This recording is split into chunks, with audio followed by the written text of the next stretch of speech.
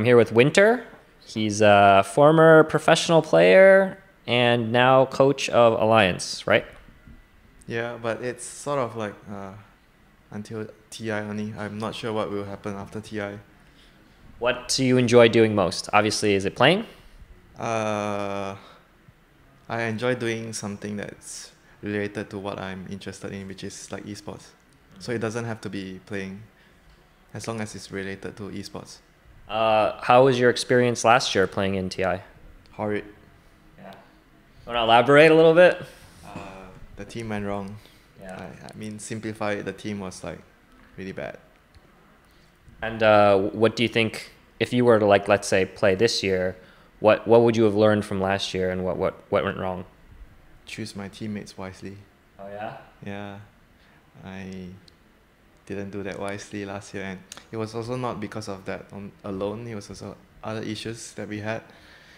So like we didn't really have anyone else to go for in Malaysia because like all the best players already with Mushi's team. Yeah, we had to like make do with a string of semi-retired players and stuff like that. So, and we had a very new player with us last year, FZ.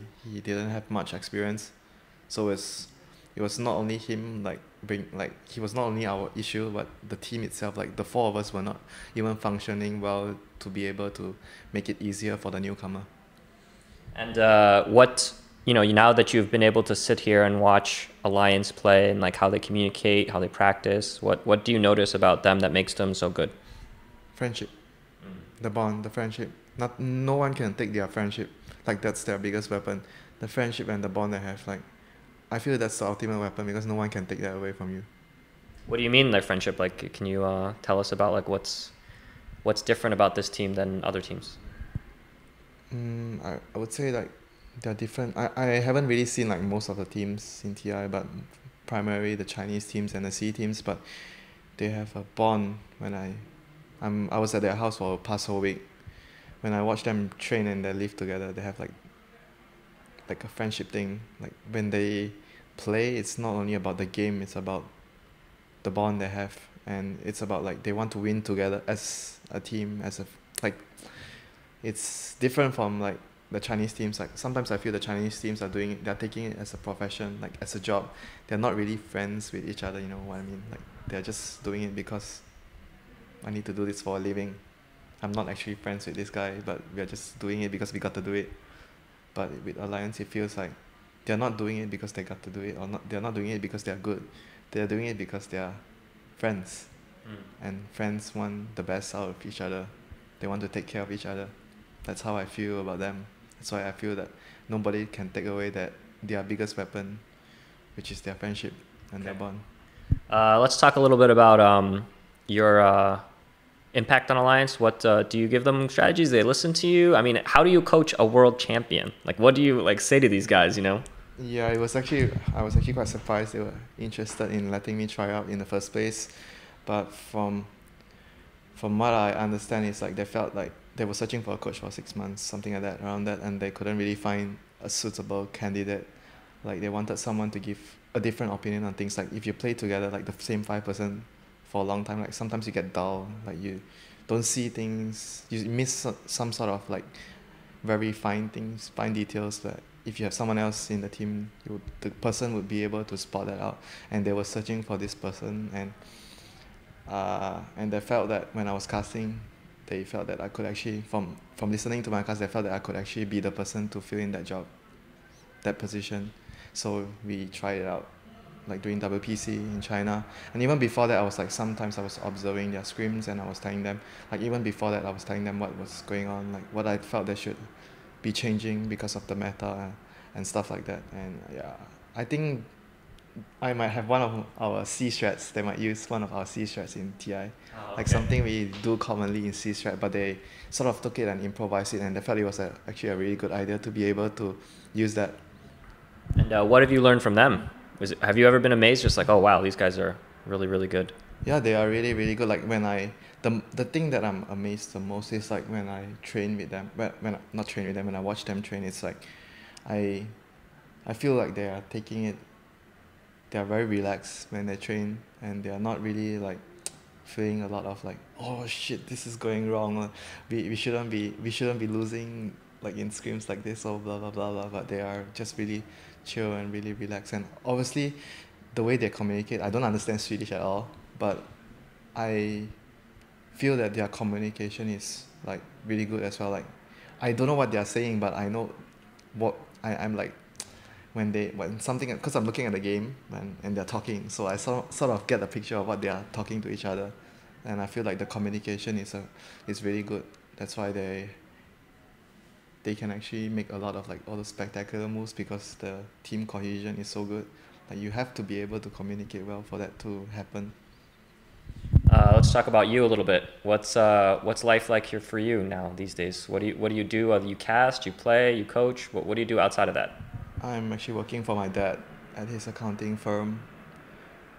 It's a long story why I'm working there. I have my own issues reasons that why I'm working at his accounting firm, even though I don't study accounts. Isn't that boring?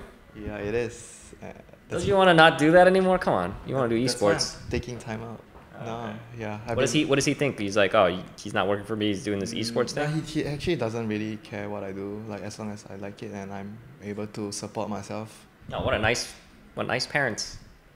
They are not your usual typical, Asian parents are usually not like that.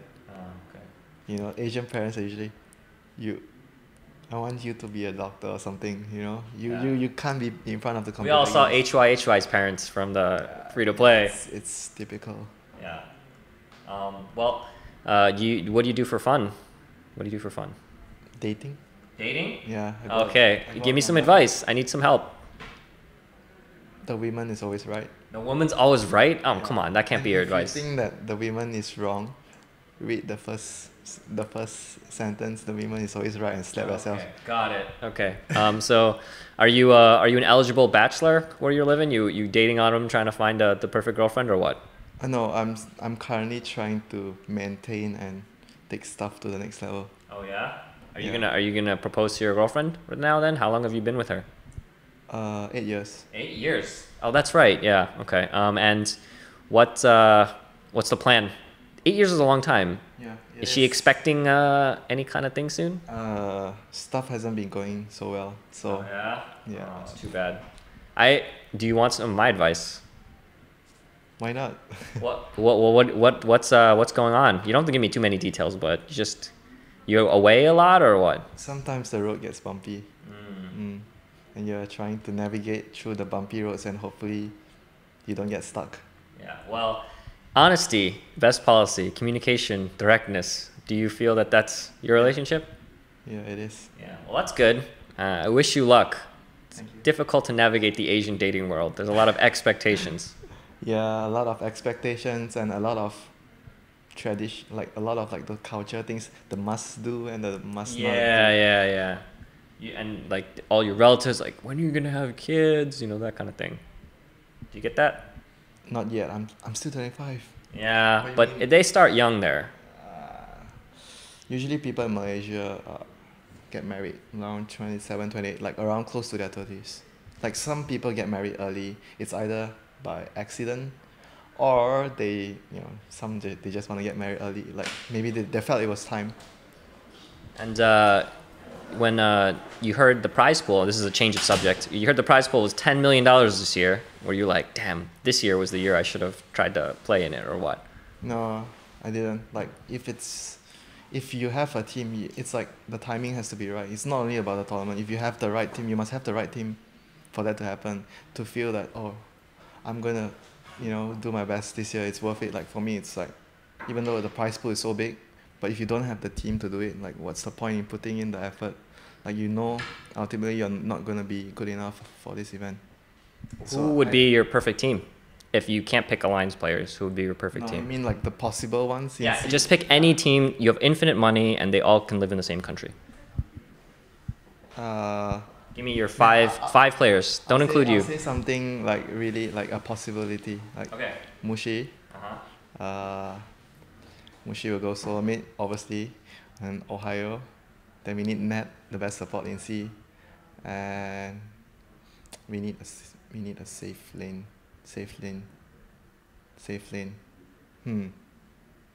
Yeah, probably Yamate, but it's not possible. Mm. Like my dream ultimately is to, it's the same as Mushi. If one day we were able to like play like the biggest tournament in the world in Dota, we would want to win it with 5 Malaysians. Oh yeah. Yeah. It's that much of a national pride thing. Yeah, it's also because we want to prove a point in our country, because everyone despises people who like in esports stating like it's a waste of time, you're doing something stupid, you're wasting your life. Well, you don't waste your. You win this year's international, and everything is justified. If you look at the Western scenes, how much the players are making in salary and stuff like that, how can you say that it's a waste of time? Whereas in Malaysia, if you have a degree graduate, you're a fresh grad, for example, you make around like what, $800 a month. That's the salary, the basic salary for a fresh degree graduate. So that's, and they are saying that people who play computer games and they have no clue how much they are making. They are saying that people, it's like a general concept, like it's a general like misconception that people who play video games don't make money, which is wrong. So people like look down if you say, oh, what you're doing, I'm actually involved in computer games, like people are like, what? Yeah. Are you for real? I'm for real. Like I think that it's ultimately something that will pay off in the end. Like no matter, regardless if I'm playing, or I'm casting, or I'm coaching, or I'm trying to, like for me, my dream, my ultimate dream is to be able to establish something in C that is able to support all the C players that want to really put this as a full-time thing in their life. Like put a lot of effort in it, because currently in C there's no good sponsors, there's no good organizers for tournaments, there's nothing going on, it's very few, it's mainly only online events, and there's like Mineski, but Mineski takes care of only like the Pinoy scene mostly in general, and they don't really host like really super big prize pool events, but they have the community. It's just that they don't have the spending power, and Malaysia is like, they don't, who cares about esports, like, and Singapore. So how do you think the C teams are going to do at TI this year? I hope they do well, because if they don't do well, it's really bad for the growth of the scene. Titan is realistically, their realistic expectation for Titan is obviously top 8. They have the capabilities to do it, but it's also really competitive this year, and they're not in their best shape. So it'll be even if they get into top 8, it'll be a really good deal for them already. But I would think that they're good enough to get into top 8 if they play at their peak. And what about the other two? Arrow. Well, I guess MVP doesn't really count. Yeah, but I mean, people, they are in the wild cards. But for Arrow, they are a very young team, and even though like they are the champions of C, but for me, being the champions team of the C qualifier for TI is nothing, because of how big the gap is between the C teams and all the other teams. And our team, my team this year was like not even really good, but we were still able to consistently beat most of the top C teams. It's just that we didn't have I have 2 raw players, like they really didn't make it in it's like the tension of the mental state is, their mental state is not strong enough to carry out in the end, but we were still able to like consistently challenge the best teams in C. Like you could tell, like if when our team went to China, we got wrecked so badly, like there was no chance at all for us to be able to I mean we won some games, but yeah, you could tell the difference in the skill gap between the C region and, like, I'm not even saying China. I think that even between the North American scene or even the European scene, it's going to be a big gap. So if you are a champion from the C region, it actually, to me, it says nothing at all. So you're hoping that they can prove something Yeah. at TI. Obviously, I'm hoping if they get a good result, a lot of things might change, like more sponsors, and maybe at the end of the day, like more organizers are like, oh, maybe we can actually do something for the C team, because like even without events, they are able to achieve this much. So I'm obviously hoping that will happen at the end of the day. Okay. Thank you, for your time. Do you have any shout outs and call outs you want to do? Shout outs? Shout out to Kelly, the Alliance manager, for taking care of me, and obviously the players at Alliance, they were really nice to me. And I would like to thank LD as well. He was actually the one that set me up for the to try out the job. So big props to him. Like he gave me a shot at casting, gave me a shot at coaching. I don't know what to say to him anymore. Well, when you make it big with Alliance, maybe you'll help him out a little bit. Yeah, hopefully. Okay. And any call outs? Call outs? Yeah, it's the opposite of shout outs. You gotta call out someone you don't like. No one? You don't have anyone? Wait. Call out someone I don't like. Yeah.